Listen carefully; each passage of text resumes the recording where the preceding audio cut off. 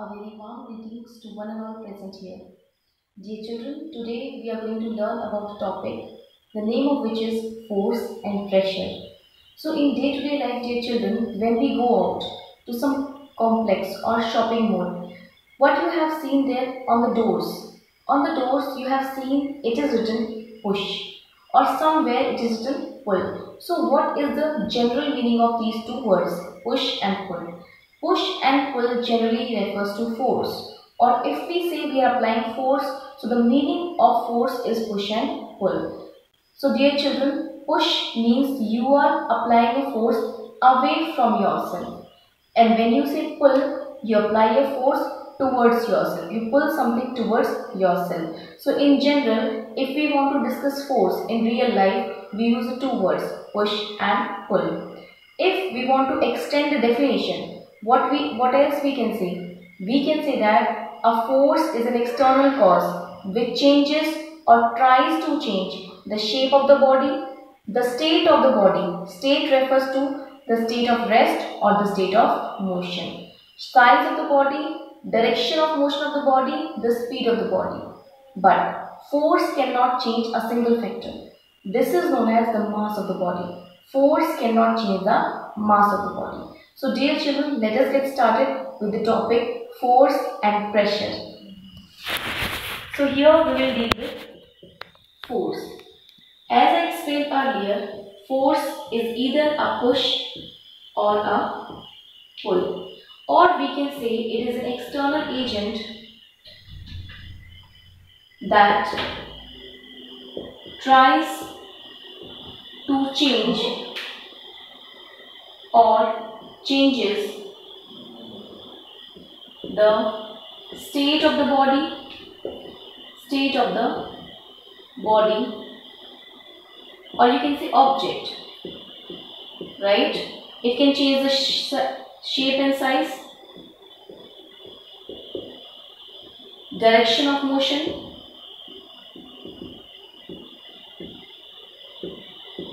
and so on, right? What force cannot change? Force cannot change the mass of the object. The mass of the object is not changed by the force, is not changed.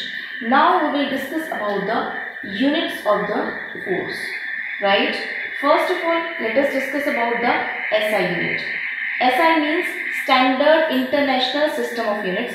This is a system that is used worldwide. The SI unit of force is Newton, denoted by symbol capital N. Let us move to the second unit. This is the CGS unit of force. CGS is a system wherein we use the units centimeter, gram and second. The CGS unit of force is dyne, right? It has no symbol. You will have to write this word dyne every time. Coming to the third part, this is gravitational units.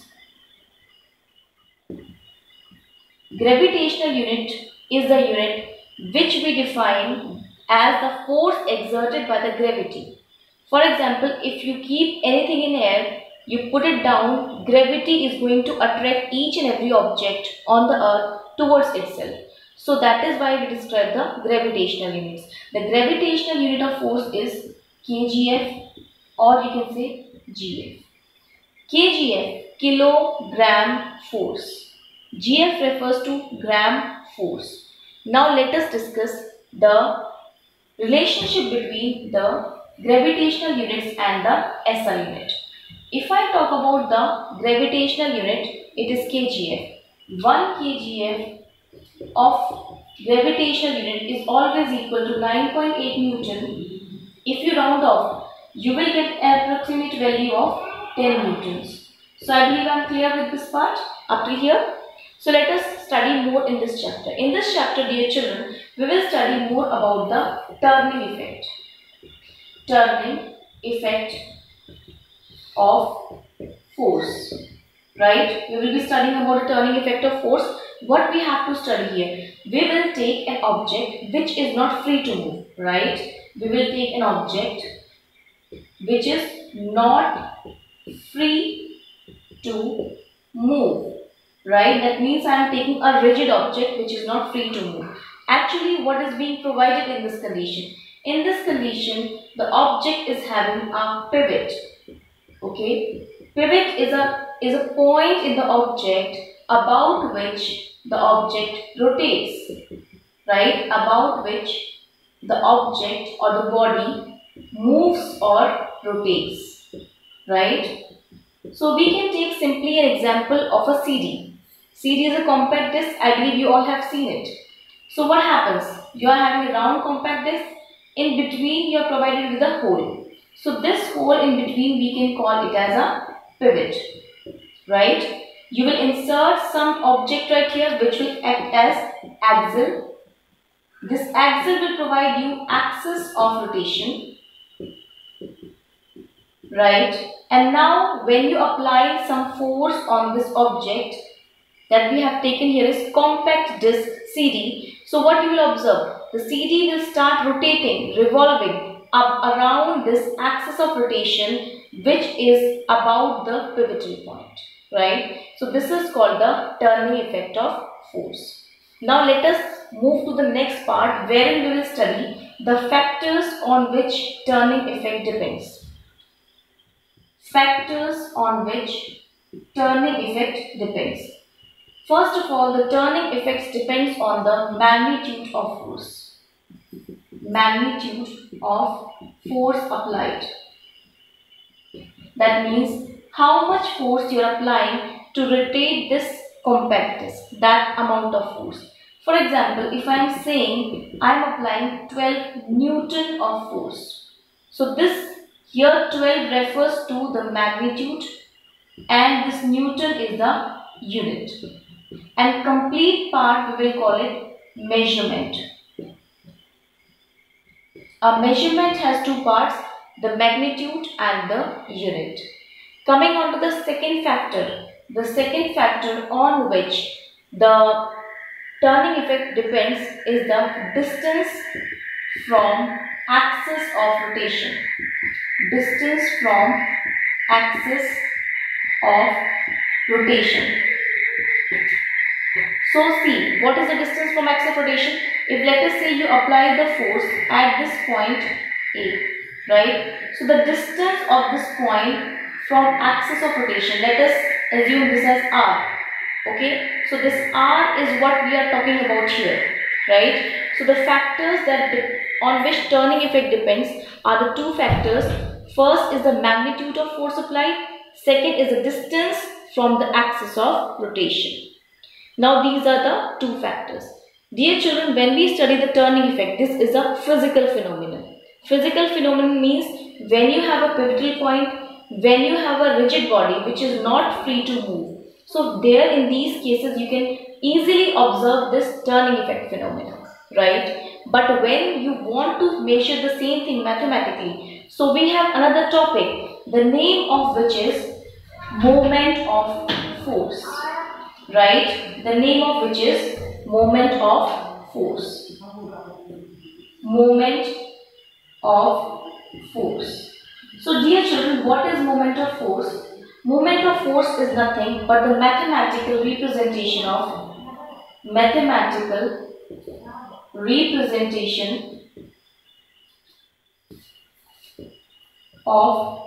turning effect,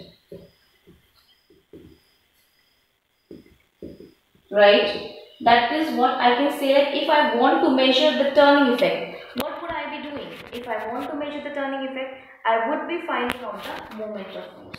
So moment of force, MOF, I read the short form MOF. It is equal to force multiply the perpendicular distance from the axis of rotation. Right? Force and the distance from axis of rotation. Now let us again jump back to the factors affecting the turning effect. Right? These are the factors affecting turning effect. Right? Okay. So see the factors. The first factor was magnitude of force. Again we can see the same factor here. The second factor was distance from the axis of rotation. The same factor is here. That means if you want to measure the turning effect mathematically, you have to calculate the moment of force.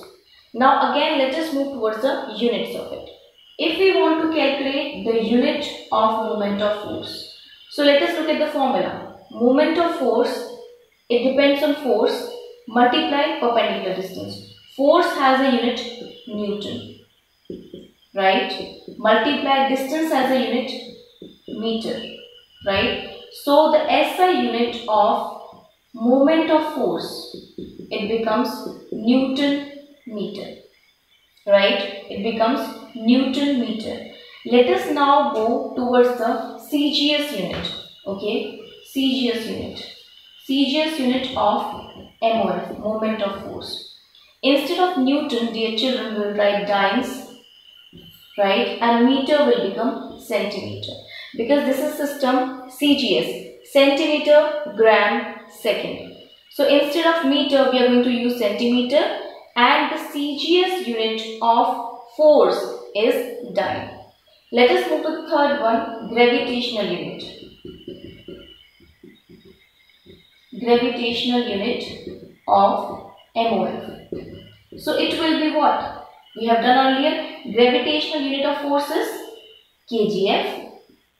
So you can write kgf meter also, kgf centimeter also. You can write gf meter also, gf centimeter also. So these are the gravitational units of moment of force. I hope like up till here the part is very much clear to you all, right? So now dear children, next we will study a topic which is called thrust, right? Now we will study another topic which is called thrust. So what is thrust? Thrust is nothing but it is a normal force acting on any surface, right? Normal means what? Normal means at an angle of 90 degree. Okay, let us take a few examples to understand the thrust more. Okay children, so when we want to study about thrust, what we will be doing? First of all, we will require a surface. Let us imagine you are having a surface. This is A surface. Now you have another surface. This is your B surface. Okay, and you want to see what is thrust here, how you will show the thrust here. So what is thrust? Thrust is a normal force. That means on surface A, if you will apply force like this, in this direction, 90 degree, at an angle of 90 degree. So when you apply force in this direction, that will be taken as thrust.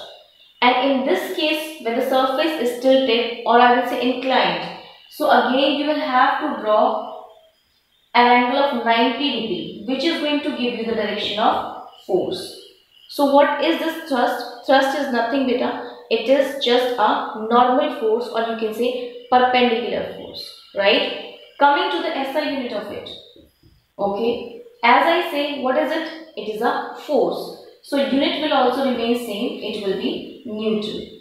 CGS unit again it will be same, dyne. Gravitational unit again it will be same, kgf, and you can say gf. So I hope like up till here the part is clear. Okay, if it is clear, now we shall study about the second part of the topic. Dear children, when I introduced this lecture to you all, I told in the very beginning that we will be studying about the two factors, force and pressure. So up till here we have covered force in detail, right? Now we shall begin with the pressure part. So what pressure basically is?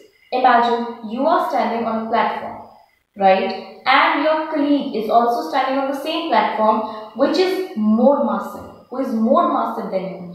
Then what will happen? The platform will be pushed more inside, right? The platform will have more pressure when your friend who is more massive will stand on the platform. So let us see this case and understand the pressure term. Okay children. So now we shall begin with pressure with a simple example. So what is pressure, dear children? Pressure in general, it is defined as force upon area. I took the example, a platform is there and you are standing here along with your friend, right? Okay, I'm saying your friend is more massive. Let us say the mass of your friend is 60 kg and your mass is 25 kg, right? So your mass is 25 kg, your friend's mass is 60 kg. So you both are standing. Standing means you both are applying the force on the surface at an angle of 90 degree. That means you both are exerting thrust, right? What is thrust? I told you it is a normal force. Okay, it is a normal force, right? You both are exerting thrust, that is a normal force. Now how would you calculate the amount? Thrust right here is a force which will be calculated as weight, because when you both stand, you both are exerting weight on the platform, the formula of which is mass into gravity. Okay, let us take the first case, right? The first case, case 1. Case 1, the thrust will be how much? 25 into the value of gravity, that is the gravity value. Gravity value is 9.8 meter per second square and the round off value is 10 meter per second square, right? Let us now take the round off value, so it will be 10. So thrust will be 250 Newton. Okay, let us find out the case 2. In case 2, dear children, what will be the thrust? Thrust will be 60 into 10, that is 600 Newton, right? So in the two cases, you can clearly make out the value of thrust is more in the second case, right? So that means I just wanted to tell you how we will be finding out the pressure. Pressure will be find out like this. Pressure is equal to force upon area,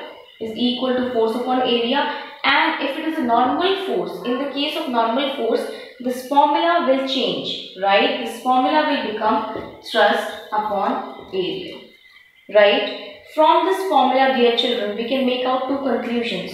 The very first conclusion is that pressure is directly proportional to thrust and pressure is inversely proportional to area. Okay, so when we say thrust, pressure is directly proportional to thrust. That means if the value of thrust will increase, the pressure is going to increase. In the two cases, dear children, that we have taken here, the thrust was more in the second case, right?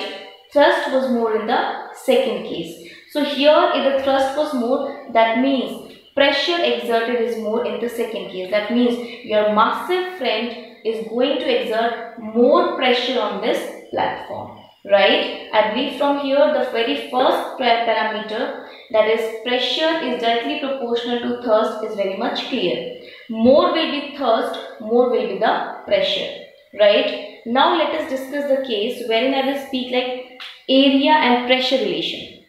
Okay, so let us take another case in which you and your friend, right? You and your friend are on a platform but in different positions, right? Both of you are on the platform but in different position. You are standing, right? You are standing, but instead your friend is a lazy person. He is lying down on the platform. So the first one is standing, right? Standing on whom? Standing on 2 feet, right? 2 feet. And if I talk about the second person, he is lying, right? Lying means entire body is coming in contact with the ground. That means entire body comes in contact with the platform or the ground. right? So clearly from this picture data, you can make out which is covering more area. Here the area covered is less. Here less area covered, right? Why the less area is covered? Because only feet are touching the platform. Only feet, right? Here the entire body is coming in contact with the platform. So I will speak like this: more area covered. More area covered. Okay, more area covered. So is this thing clear up till here? So now, if area will be more, pressure will be less, because the relation is in inverse proportion.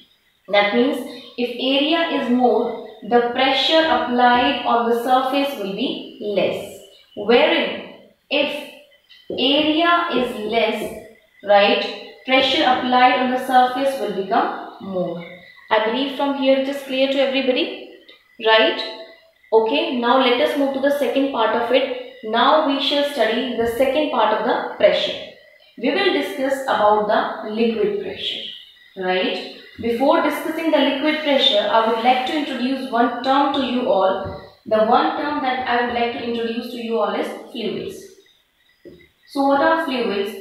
Fluids are gases plus liquids, right? When we take into account gas and liquid together, we call them fluids. Why? Because they have the property of fluidity. Fluidity means they can flow, right? So right now we shall discuss here the importance of liquid pressure, right? Now, if we talk about solids, solids exert pressure. Why? Solid exert pressure due to their weight. Solids exert pressure, right, due to their weight. And what is the formula of weight, dear children? This is mass into gravity, right? Okay. Similarly, liquids also exert pressure, but liquids exert pressure in all the directions. Exert pressure in all the directions, right? What is the meaning of the statement? The statement means if a liquid is kept in a vessel, right? This is a vessel in which you are keeping a liquid, right? This is a vessel in which you are keeping a liquid. Here what is happening? The liquid is applying the pressure in the left side also to the walls of container, at the bottom also towards the base of container, at the right side also, right? And upside also, because up here what are present are the air molecules, right? So this is the meaning of the statement that liquid exert pressure in all the directions, right? So let us know more about the liquid pressure, right? The second thing that I would like to introduce here is more is the density. More density, more liquid pressure, right? More liquid pressure. Okay. If you take two liquids, for example, you take oil and you take water. Okay. You are taking two liquids, oil and water. So the denser one will exert more pressure as compared to the rarer one. Right, children? So I believe this is all clear. So concluding all these statements, we have got one formula, right? Let us discuss that formula of liquid pressure to understand the things in brief. Okay. So the formula for liquid pressure is P is equal to H rho G. As we have for solids, if I talk about solids, dear children, we had this formula. What was that? For solids, we have this formula: pressure is equal to thrust upon area, right? Thrust is a kind of force which may be due to the weight factor, which may exist due to the weight factor, right? When we deal with the liquid pressure, we have this formula H, rho and G. H refers to the height of liquid column, height of liquid column, right?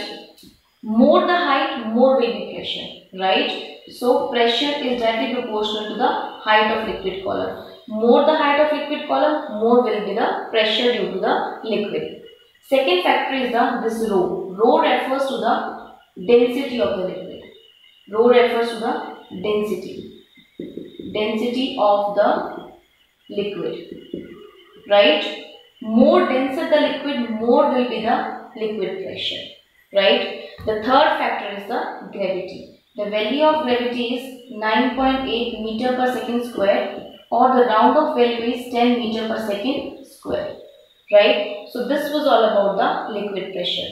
Now we will deal with the last part of the pressure, that is pressure due to the atmosphere. Okay, that we call atmospheric pressure. Dear children, I believe you all know this, that air exists, right, in our atmosphere at a height of 200 kilometer. That means around the earth 200 kilometer we are having an envelope, right, envelope of air that is having so many gases in it, right, and they exert thrust on the surface of earth, right. So gases exert thrust on the surface of earth, right, surface of earth.